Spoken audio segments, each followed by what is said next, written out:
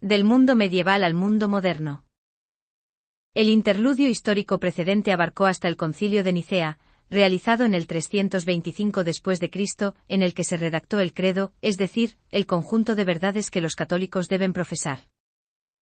El presente interludio histórico examinará los acontecimientos ocurridos entre dicho concilio y el año de 1596, mismo en que naciera René Descartes, considerado generalmente el primer filósofo del mundo moderno. Legados de los monjes y de la época medieval. Durante el siglo IV, algunos cristianos acostumbraban retirarse del mundo en búsqueda de una renovación espiritual. Esta práctica se institucionalizó en el movimiento monástico. Los conventos y monasterios surgieron en el mundo oriental, empezando en Egipto, y pronto atrajeron a grupos de hombres y mujeres cada vez más numerosos que decidían vivir en comunidades con el propósito de observar reglas de conducta uniformes. Dichas comunidades nunca fueron mixtas. En Oriente las normas fueron establecidas por San Pacomio, quien exigía a los monjes abstenerse de los excesos corporales, empeñarse en trabajos físicos que mantuvieran autosuficiente al monasterio y pasar en silencio gran parte del tiempo. Este movimiento se difundió de Oriente a Occidente, donde el fundador principal fue San Benito, quien erigió un monasterio en Montecassino, Italia, en 529. Fue San Benito quien estableció la regla que sirvió de modelo para otros monasterios fundados en Occidente. Conforme a ella, a los monjes se les pedía renunciar a sus propiedades y vivir en la pobreza, orar en privado y comunitariamente a intervalos regulares, estudiar, trabajar arduamente y no hablar. Se recordará que en el capítulo 4 se dijo que Hildegard de Bingen pasó la mayor parte de su vida en un monasterio benedictino, y que San Agustín fundó un monasterio. Aunque San Agustín consideraba que la filosofía era útil para fundamentar racionalmente las verdades de la fe, insistía en que primero debía creerse para poder entender. Según San Agustín, la razón había quedado tan dañada por el pecado original que era incapaz por sí misma, sin ayuda de la fe, de alcanzar la verdad. La razón, decía, nos es útil y confiable solo si está ayudada por la fe. De hecho, era tan claro respecto del papel secundario que la filosofía debía desempeñar que la llamaba la sierva de la teología. Recalcaba que solo mediante la fe podrían responderse las interrogantes fundamentales acerca de los orígenes del universo, la vida humana y las normas éticas. Si la filosofía empieza con la fe, entonces tiene una función por desempeñar, sola, no contribuye en nada. Esta desconfianza en la razón aislada proporcionó un clima de antiintelectualismo que alcanzó su cima en el así llamado oscurantismo de los siglos VI, VII y VIII. En esa época quienes estuvieron en el poder condenaron y extirparon por pagana a la cultura griega, de modo que la confianza griega en la razón como medio de acceso a la comprensión y la sabiduría fue reemplazada por una enérgica confianza en la pura fe. De ordinario a los monasterios se les atribuyó el haber mantenido encendida la luz del saber durante los siglos oscurantistas, sin embargo, muchos de los textos clásicos griegos fueron conservados prácticamente por accidente en esos centros religiosos. La regla de San Benito establece que los monjes deben mantenerse ocupados en el trabajo, y una de las ocupaciones de los benedictinos consistía en copiar libros de oraciones o sobre la vida de los santos. Puesto que se había interrumpido el comercio con Egipto y por eso no conseguían papiro, este se sustituyó por pergamino, elaborado a base de piel de oveja, cuya preparación era cara y tardada. Era entonces más barato adquirir libros viejos, borrar la tinta y reutilizar el papiro. Los monjes tendían a recolectar más libros de los que necesitaban para destintarlos, y los guardaban en lugares relativamente seguros.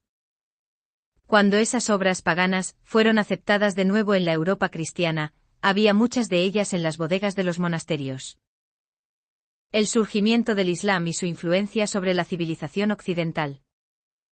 Al principio del siglo VII, el mundo árabe cobró vida a causa del fervor por una nueva religión llamada islamismo. Mahoma, próspero comerciante de la ciudad de la Meca, en la actual Arabia Saudita, creyó ser visitado por el arcángel Gabriel, quien lo escogió para servir como profeta. Islam significa rendirse a Alá.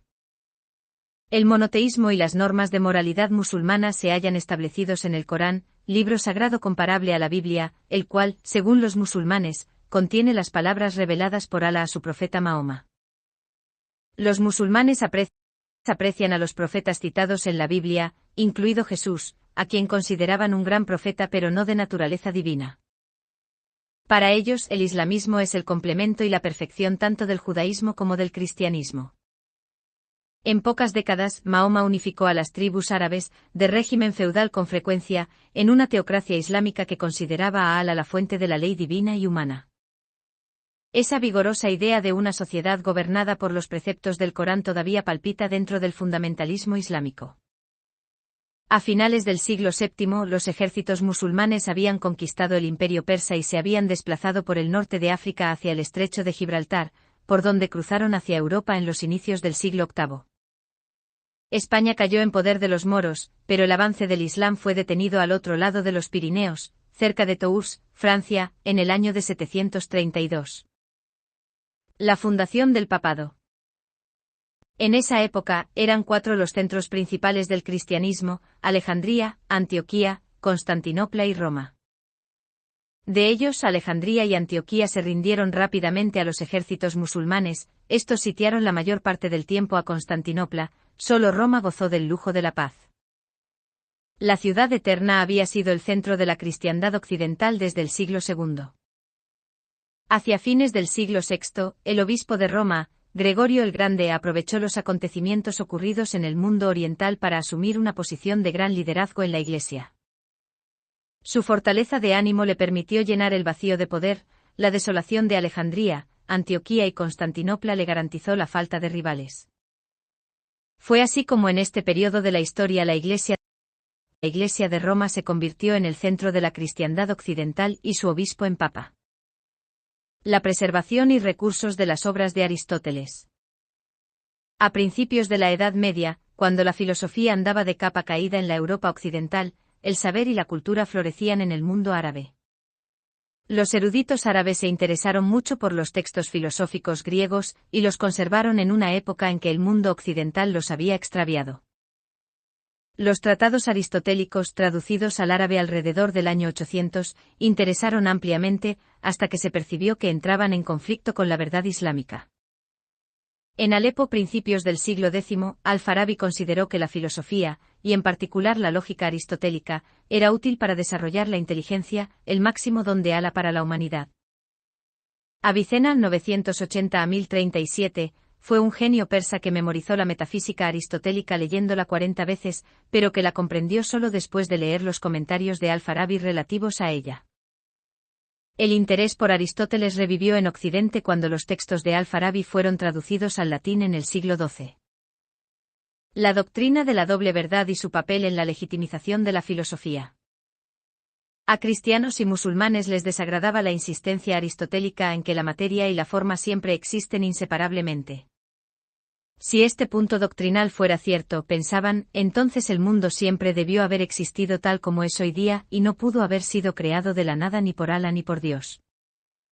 En Córdoba, Moriscar, España, Averroes 1126 a 1198, resolvió temporalmente ese problema afirmando que una proposición podía ser teológicamente verdadera y filosóficamente falsa o viceversa.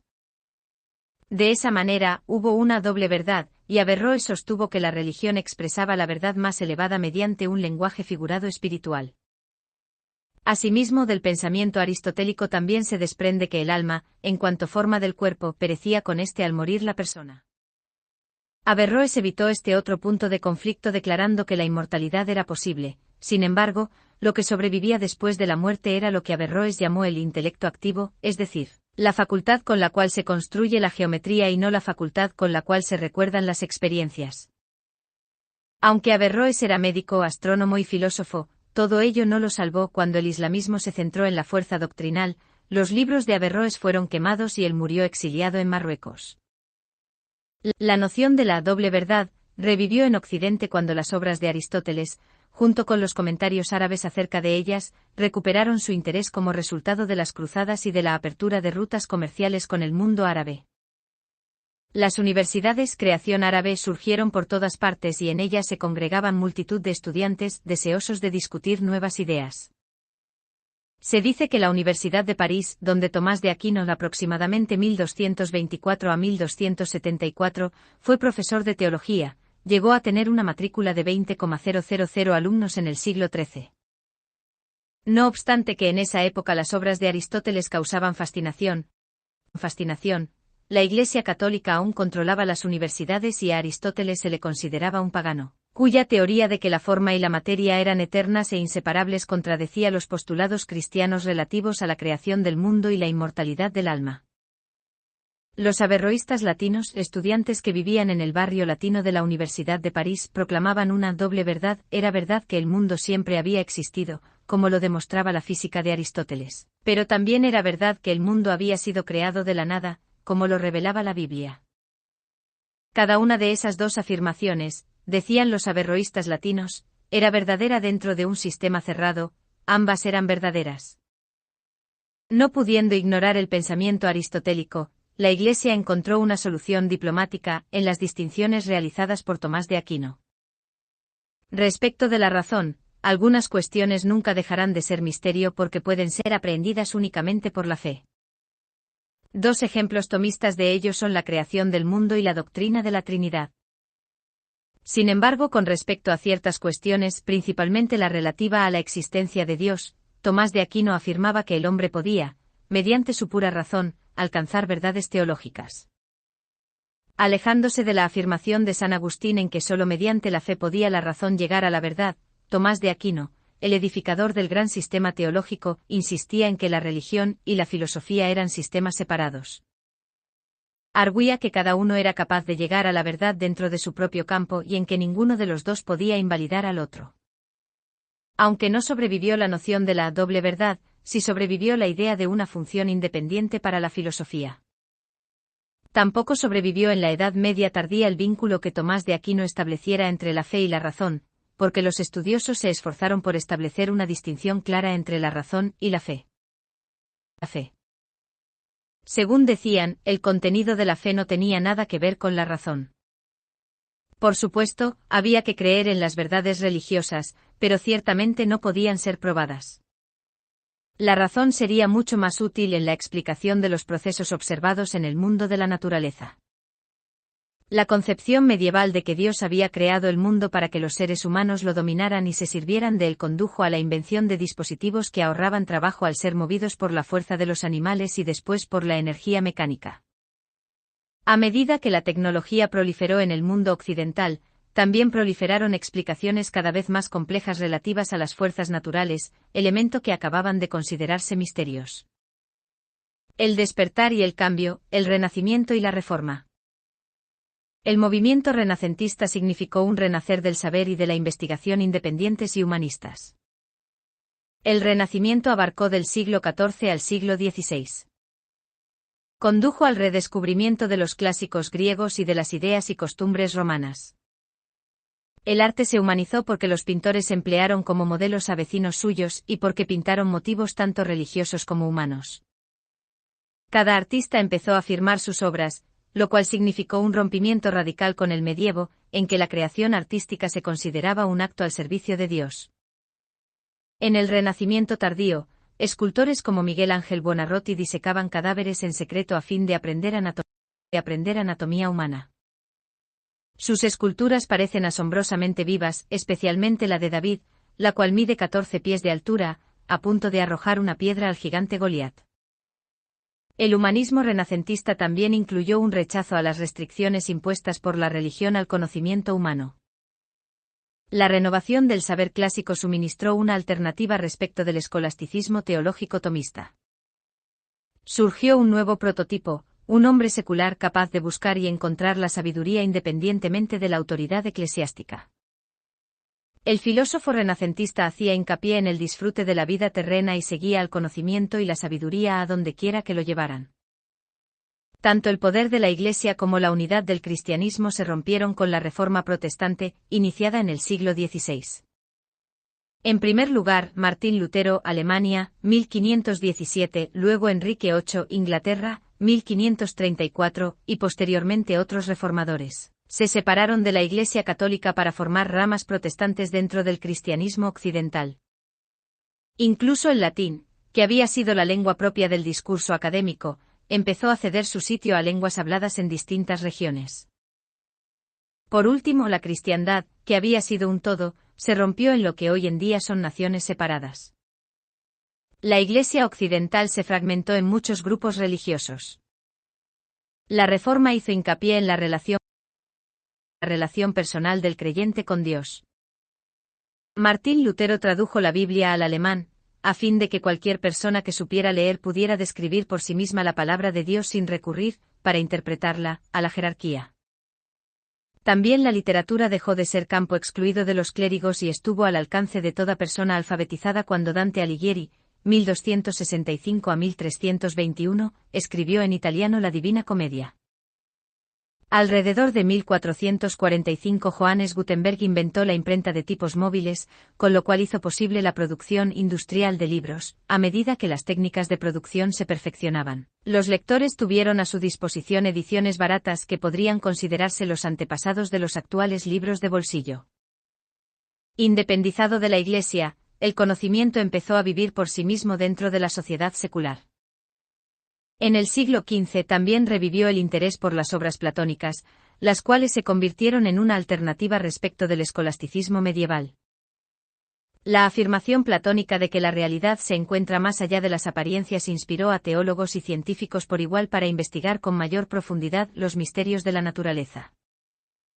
Puesto que la concepción medieval de Dios había perdido gran parte de su poder como instrumento de explicación, el Renacimiento juzgó que la búsqueda platónica de la verdad subyacente en las apariencias era compatible con las indagaciones religiosas encaminadas a obtener conocimientos sobre Dios. Por su parte, los científicos renacentistas se inspiraron en el carácter universal de la verdad establecido por el sistema platónico y en su similitud con la pureza intelectual de las matemáticas. Si Dios es la verdad, entonces los métodos de la ciencia deberían conducir directamente hacia Dios. Entonces, ¿por qué no usar la razón, dádiva de Dios a los hombres, para comprender los misterios del universo y tal vez incluso la mente de su creador? Según muchos pensadores renacentistas, la ciencia y la religión llegaban a compartir un impulso común. Lo anterior nunca fue más claro como en la tradición hermética de la magia, tradición extraída de las ideas de Hermes Trismegisto, sacerdote del antiguo Egipto, quien, según se dice, poseía conocimientos secretos sobre las fuerzas que actúan en el universo. El hermetismo realzaba la íntima armonía matemática presente en la naturaleza y urgía a la contemplación del uno, la realidad espiritual más elevada que algunos escritos identificaban con el sol. Las influencias pitagóricas y neoplatónicas incorporadas en esa tradición la hicieron compatible con la magia y las matemáticas.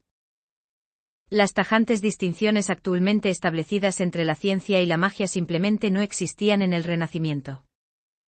Astrólogos, astrónomos, alquimistas y matemáticos, todos se esforzaban por alcanzar la sabiduría de la naturaleza y por explicar sus misterios.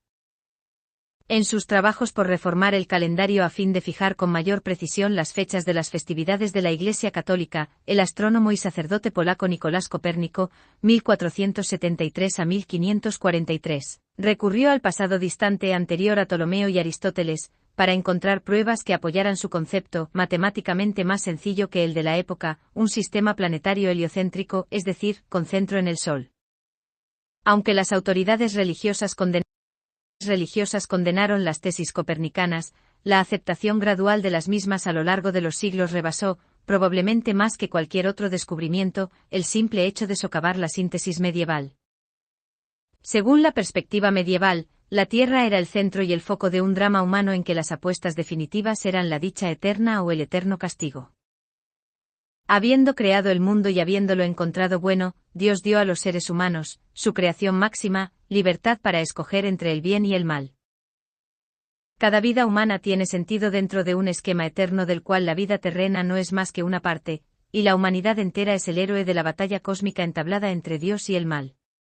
Tan únicos en su género y tan valiosos son los seres humanos, afirmaba la teología medieval, que Dios envió a su único Hijo a la tierra para morir y resucitar de modo que todos los hombres fueran reconciliados con la divinidad. Si la tierra no es el centro de la intervención divina, si no es una creación de tipo único sino más bien una mota en medio de un cosmos vasto e impersonal, entonces empieza a desmoronarse toda la síntesis teológica que sustentaba el mundo medieval. Incluso, o quizá especialmente, el sentido común recibió un revés. Sin lugar a dudas, la verdad más clara e indudable del sentido común es que el sol se levanta por el este, se mueve todo el día a través de los cielos, alcanza su cenit alcanza su cenit al mediodía y finalmente se oculta por el oeste. Si tal verdad ya no era creíble a consecuencia de verdades matemáticas que la contradicen, entonces, ¿en qué más podía creerse? La revolución científica prolongó la vista humana hasta las estrellas, gracias a la invención del telescopio, y hasta lo infinitesimalmente pequeño, gracias a la creación del microscopio. Así emergieron mundos enteros antes invisibles pero que indudablemente siempre habían existido. Pudo observarse que las bacterias, causantes de enfermedades, nadaban en un mundo ahora accesible mediante el microscopio. En una escala mucho mayor, los exploradores europeos trazaron de nuevo el mapa del mundo al haber descubierto continentes inexplorados, prácticamente mundos completos, como el continente americano, que en los siglos anteriores habían permanecido ocultos para los europeos.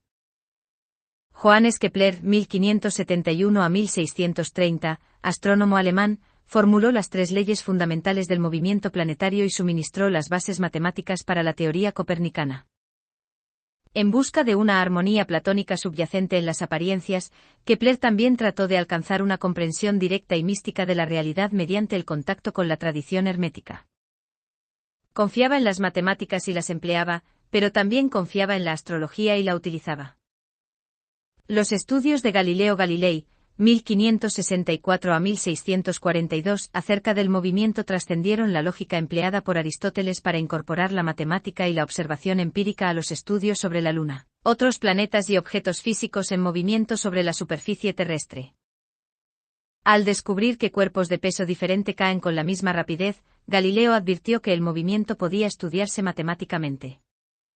Asimismo observó con el telescopio unas lunas de Júpiter, con lo cual apuntaló la teoría copernicana al descubrir cuerpos celestes que no giraban dentro de la órbita terrestre.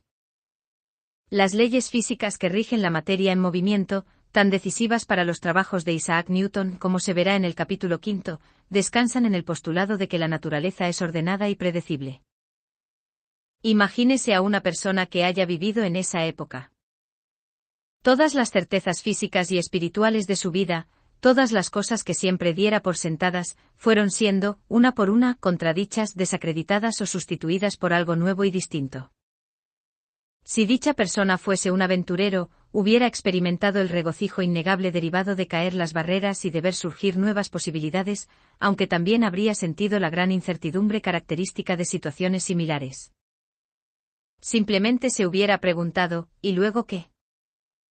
Para darse una ligera idea de cómo habría sido la vida en la Europa de los siglos XV y XVI, podría pensarse en los efectos que han producido en la época actual los brincos de Neil Armstrong en la superficie lunar, la sustitución de una madre por una probeta, la clonación e incluso en el desmembramiento de la Unión Soviética. A partir de entonces, nada volvería a ser tan absoluto. Se habían derrumbado esperanzas por siglos inconmovidas. Los conceptos sobre la naturaleza humana y el mundo se habían vuelto sumamente escurridos. Incluso Dios parecía relegado a ser una simple causa primera, un ingeniero mecánico y nada más. Se habría dicho que la ciencia había explicado la mayoría de los misterios y que la vida nunca volvería a ser la misma. Este mundo medieval, de núcleo tambaleante a causa de la ciencia y la tecnología, fue el medio en que nació Descartes. Formado por los jesuitas, recibió sólido sustento respecto de las certezas que ya empezaban a derrumbarse. Puesto que el mundo se resquebrajaba a su alrededor, Descartes buscaba una verdad indubitable, una certeza que ningún descubrimiento pusiera en entredicho. Sobre ella Descartes edificaría su sistema epistemológico, es decir, relativo al conocimiento.